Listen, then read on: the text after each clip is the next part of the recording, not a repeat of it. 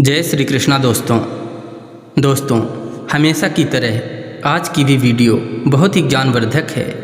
आज की इस वीडियो के माध्यम से जानेंगे कि अच्छे लोगों के साथ हमेशा बुरा क्यों होता है। दोस्तों, यह कहानी है राजा अजातशत्रु की। एक बार जब गौतम बुद्ध अपने शिष्यों के साथ बैठे हुए थे तो उसी समय राजा अजातशत्रु गौतम बुद्ध के पास आते हैं और उनसे कहते हैं, हे भगवान, जब से मैं आपका शिष्य बना हूँ हर कोई मेरा शोषण करता रहता है।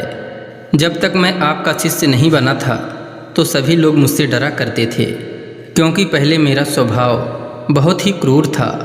पहले मैं बिना कुछ सोचे ही लोगों को मृत्यु की सज़ा सुना देता था, लेकिन आपका शिष्य बनने के बाद अब मेरा मन किसी को दंड देने का नहीं करता और ना ही अब पहले जैसा क्रोध आता है।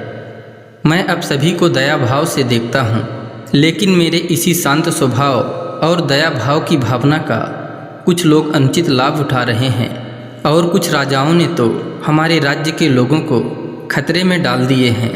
हे भगवान, अब आप ही बताइए कि हमें क्या करना चाहिए।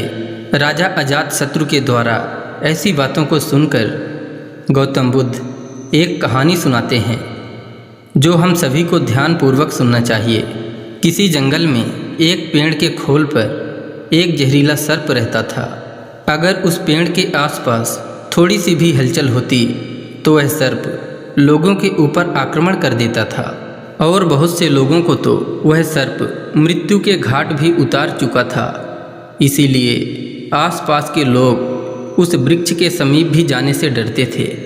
एक दिन उसी तरफ से एक साधु गुजर रहे थे तो उन्होंने सोचा कि इस सुंदर वृक्ष के नीचे बैठकर थोड़ी देर भगवान का ध्यान कर लेता हूँ।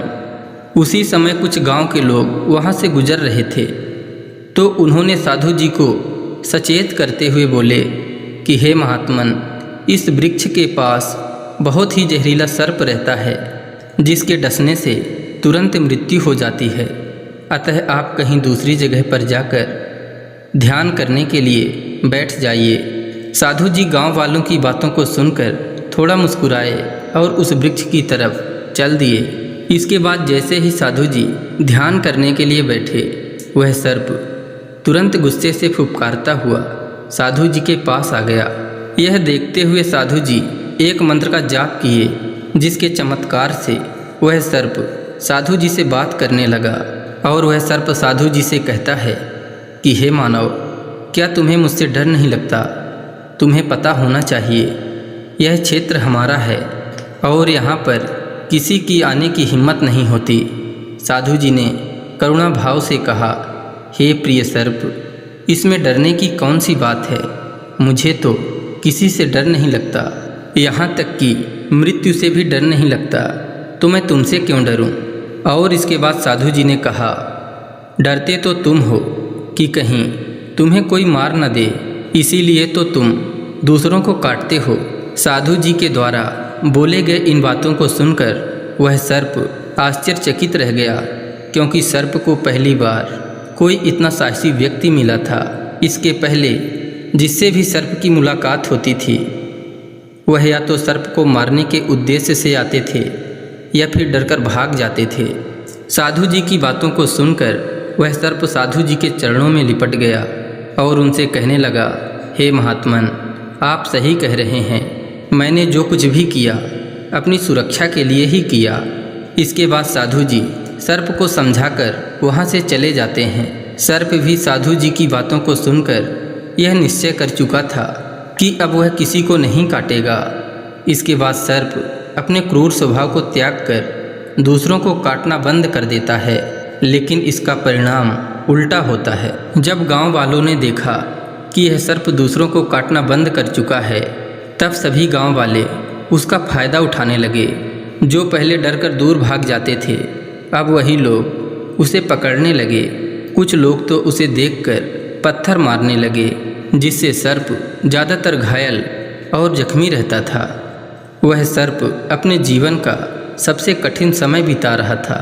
एक बार पुनः साधु जी उसी पेड़ के पास आते हैं तो सर्प की ऐसी हालत देखकर वह हैरान हो जाते हैं और साधु जी उससे पूछने लगते हैं कि तुम्हारी ऐसी हालत कैसे हुई।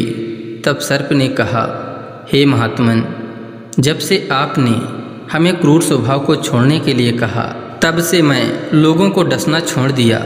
उसी समय से लोग हमारे सीधे व सरल स्वभाव का फ़ायदा उठाने लगे। अब कोई भी मुझसे नहीं डरता।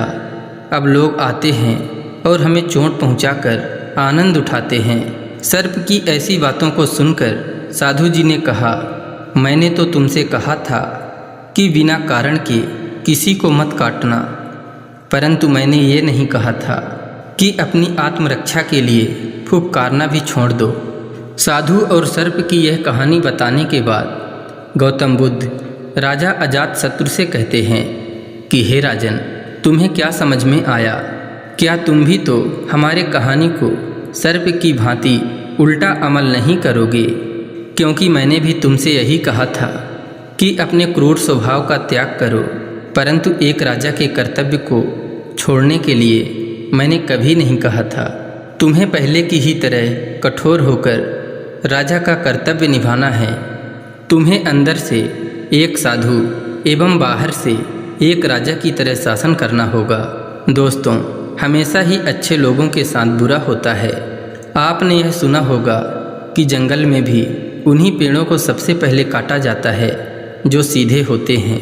इसीलिए दोस्तों, परिस्थिति के अनुसार ही लोगों से व्यवहार करना सीखिए। दोस्तों, आशा करते हैं यह कहानी आपको अच्छी लगी होगी। इसी तरह ज्ञानवर्धक एवं पौराणिक कथा कहानियों को सुनने के लिए कृपया चैनल को सब्सक्राइब कर लीजिए एवं वीडियो में एक लाइक करके कमेंट में लिख दीजिए, जय श्री कृष्णा, राधे राधे।